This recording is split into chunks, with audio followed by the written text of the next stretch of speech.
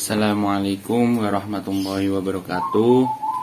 Perkenalkan, nama saya Danik Tiar Alvin Prayoga.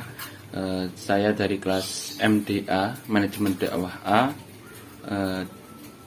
Di sini saya akan sedikit menjelaskan atau ngevlog, bahasa gaulnya ngevlog, tentang apa sih Pancasila itu. Nah, Pancasila sendiri merupakan pedoman ideologis yang dianut oleh bangsa Indonesia. Di dalam Pancasila sendiri terdapat norma-norma hukum yang berlaku.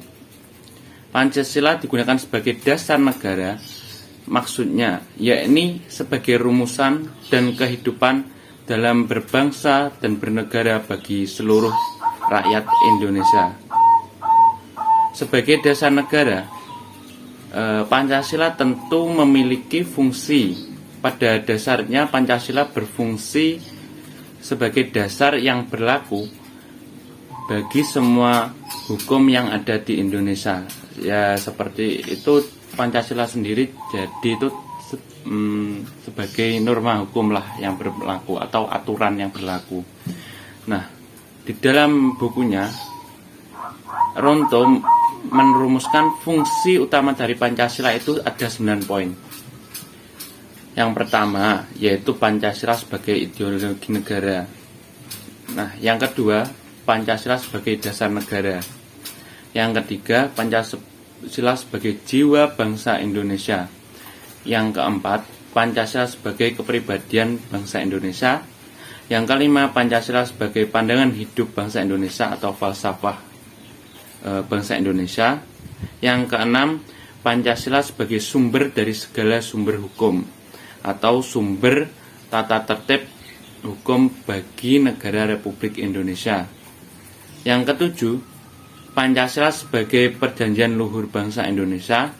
Yang kedelapan, Pancasila sebagai cita-cita dan tujuan bangsa Indonesia.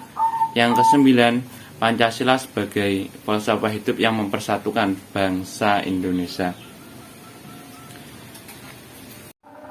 Nah, butir-butir Pancasila sendiri sudah tertuang di dalam Undang-Undang Dasar Negara Republik Indonesia tahun 1945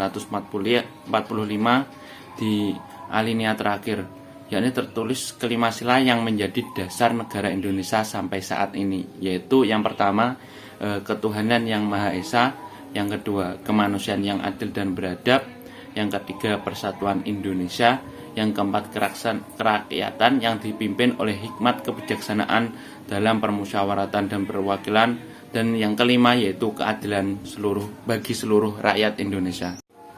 Tentu dari 5 sila tadi memiliki makna-makna tersendiri. Contohnya yaitu yang di sila yang pertama yaitu ketuhanan yang Maha Esa.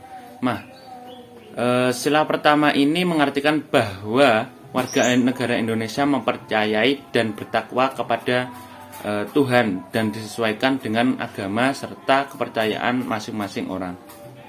Yang kedua, kemanusiaan yang adil dan beradab. Maksudnya apa? Warga negara ini diminta untuk memahami bahwa setiap manusia memiliki derajat yang sama, saling menjaga, saling membutuhkan, dan bekerja sama untuk kedamaian negara. Yang ketiga yaitu persatuan Indonesia.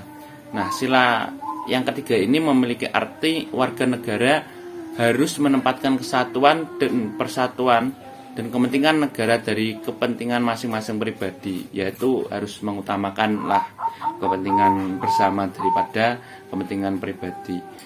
Yang sila keempat ini mempunyai arti warga negara tidak bisa memaksakan kehendak pada orang lain dan harus mengutamakan kepentingan orang lain. Perbedaan cara pandang harus diselesaikan dengan cara bermusyawarah. Nah, jadi musyawarah mufakat itu merupakan salah satu cara untuk menyelesaikan jika ada perbedaan pendapat di antara satu golongan dengan satu golongan yang lain. Dengan musyawarah yang mufakat nanti bisa menjadikan Indonesia itu menjadi satu kesatuan. Yang kelima yaitu sila keadilan sosial bagi seluruh rakyat Indonesia. Sila ini mempunyai arti bahwa warga negara mengembangkan perbuatan luhur dengan cara kekeluargaan, bergotong royong, dan bersikap adil. Warga negara harus menyeimbangkan hak dan kewajiban diri dan orang lain. Mungkin sekian dari saya. Apabila ada salah ucap, apabila ada kurang lebihnya, saya mohon maaf yang sebesar-besarnya. Sekian vlog untuk hari ini. Wabillahi taufik wal hidayah. Wassalamualaikum warahmatullahi wabarakatuh.